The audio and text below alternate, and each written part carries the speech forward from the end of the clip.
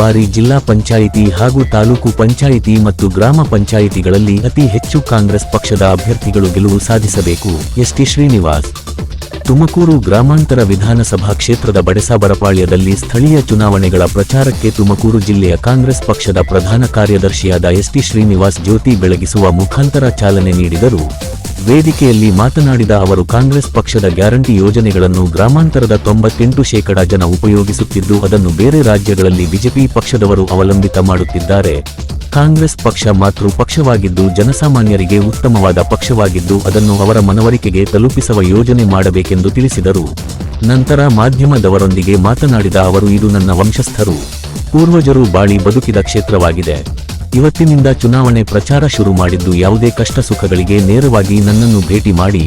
ನನ್ನ ಉದ್ದೇಶ ಒಂದೇ, ಈ ಬಾರಿ ತುಮಕೂರು ಗ್ರಾಮಾಂತರ ವಿಧಾನಸಭಾ ಕ್ಷೇತ್ರದಲ್ಲಿ ಜಿಲ್ಲಾ ಪಂಚಾಯಿತಿ ಹಾಗೂ ತಾಲೂಕು ಪಂಚಾಯಿತಿ ಮತ್ತು ಗ್ರಾಮ ಪಂಚಾಯಿತಿಗಳಲ್ಲಿ ಅತಿ ಹೆಚ್ಚು ಕಾಂಗ್ರೆಸ್ ಪಕ್ಷದ ಅಭ್ಯರ್ಥಿಗಳು ಗೆಲುವು ಸಾಧಿಸಬೇಕು.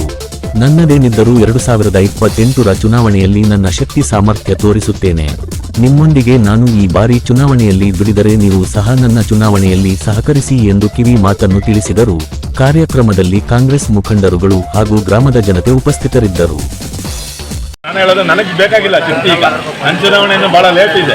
ನಮ್ಮನ್ನು ನಂಬಿಕೊಂಡು ನನಗೋಸ್ಕರ ಹೋರಾಟ ಮಾಡಿದವರು ಯಾರ್ಯಾರು ನನಗೆ ಸಹಕಾರ ಕೊಟ್ಟಿದ್ದಾರೋ ಆ ಮುಖಂಡರುಗಳನ್ನ ಗೆಲ್ಲಿಸೋ ಮುಖಾಂತರ ನನಗೆ ಶಕ್ತಿ ಬರ್ತಾನೆ ಆಗಬೇಕು ಹೊರತು ನಾನು ಒಬ್ಬ ಗೆದ್ಕೊಳ್ಳೋಣ ಅವರೆಲ್ಲ ಎಲ್ಲರೂ ಅಳಗೋಗ್ಲಿ ಬಿಡೋ ಮನಸ್ಥಿತಿ ನಂದಿಲ್ಲ.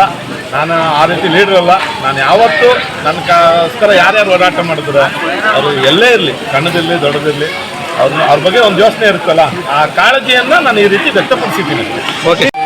ಬಡೆಸಾಬರಪಾಳ್ಯದಲ್ಲಿ ಬಡೆಸಾವಲಿಯವರ ಮಸೀದಿಗೆ ಬಂದು ಆಶೀರ್ವಾದ ತಗೊಂಡು ನಮ್ಮ ಕಾಂಗ್ರೆಸ್ನ ಕಾರ್ಯಕರ್ತರಾದಂಥ ಇರ್ಫಾನ್ ಅವರು ಇಲ್ಲಿಂದ ನೆಕ್ಸ್ಟ್ ಗ್ರಾಮ ಪಂಚಾಯತಿಗೆ ಚುನಾವಣೆಗೆ ಸ್ಪರ್ಧಿಸಬೇಕು ಅಂತೇಳಿ ಭಾಳ ಆಸಕ್ತಿನಲ್ಲಿದ್ದಾರೆ.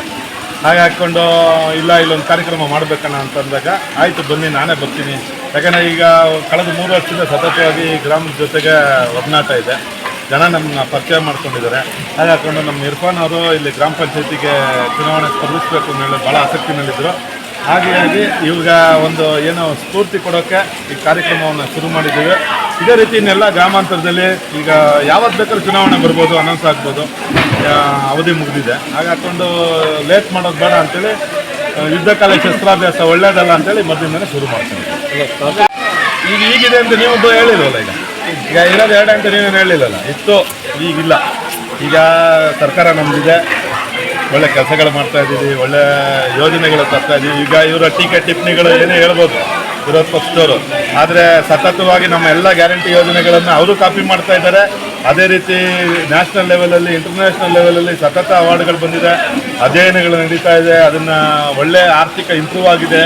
ಎಲ್ಲರ ಒಂದು ಏನು ಹಣದ ಚಲಾವಣೆ ಏನಿದೆ ಅದು ಚೆನ್ನಾಗಿ ಆಗ್ತಾ ಇದೆ ಅಂತೇಳಿ ಎಲ್ಲರೂ ಅಪ್ರಿಸಿಯೇಷನ್ ಕೊಟ್ಟಿದ್ದಾರೆ.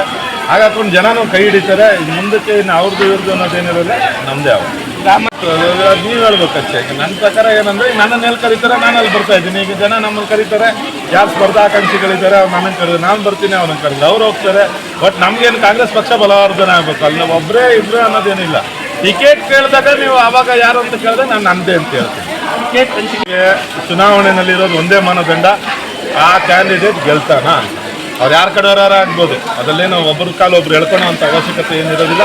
ಆ ಕ್ಯಾಂಡಿಡೇಟ್ ಗೆಲ್ಲೋದು ಇಂಪಾರ್ಟೆಂಟು, ನಮಗೆ ಮೇಲ್ಗೈ ಆಗೋದು ಇಂಪಾರ್ಟೆಂಟು. ನಮ್ಮ ವಿರೋಧಿಗಳು ವಿರೋಧ ಪಕ್ಷದವರು ಈಗ ಅವರಿಬ್ಬರು ಒಂದೇ ಚುನಾವಣೆ ಮಾಡ್ತಾ ಇದ್ದಾರೆ ಅಂದಾಗ ನಾವು ಒಳಗಡೆ ಕಿತ್ತಾಡ್ಕೊಂಡು ಕೂತ್ಕೊಂಡ್ರೆ ಇದು ನೋಡೋರಿಗೆ ನಗಪಾಟ್ಲಾಗುತ್ತೆ.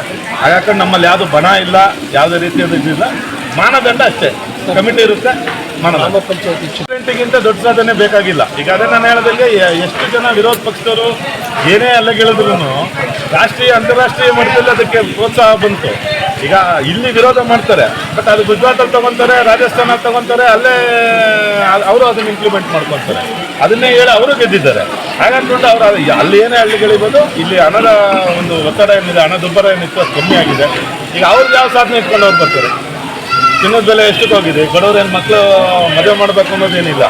ಈಗ ಆಹಾರ ಬೆಲೆ ಎಚ್ಚರಿಕೆ ಆಗಿದೆ, ಪೆಟ್ರೋಲು, ಡೀಸೆಲ್ಲು. ಈಗ ಇವತ್ತು ಚುನಾವಣೆ ಇದು ಬಜೆಟ್ ಇದೆ ಅಲ್ಲಿ ಕೇಂದ್ರದಲ್ಲಿ, ಇನ್ನೇನೇನೇ ಕೊರೆ ಆಗ್ತಾರೋ ಗೊತ್ತಿಲ್ಲ. ಇನ್ನು ಡಬಲ್ ಸಿಮ್ ಟ್ಯಾಕ್ಸ್ ಇನ್ನೇನೇ ಹಾಕ್ತಾರೋ ನೋಡೋಣ. ಈ ಗ್ರಾಮಾಂತರ ನಮ್ಮ ಸರ್ಕಾರ ಆಗೋದಿಲ್ಲ ಅಂದರೆ ಕೆಲವರು ಮಾತಾಡ್ಕೊತಾ ಇರ್ತಾರೆ ಹಿಂದೆ ಮುಂದೆ. ರಾಜಕಾರಣ ಅಂದಮೇಲೆ ಹೇಳೋದಲ್ಲ, ಈಗ ಹಿತಶತ್ರುಗಳು ಇರ್ತಾರೆ, ಶತ್ರುಗಳು ಇರ್ತಾರೆ. ಶತ್ರುಗಳನ್ನು ಪಾಸ್ ಮಾಡೋದು ಗೊತ್ತಿದೆ ನನಗೆ.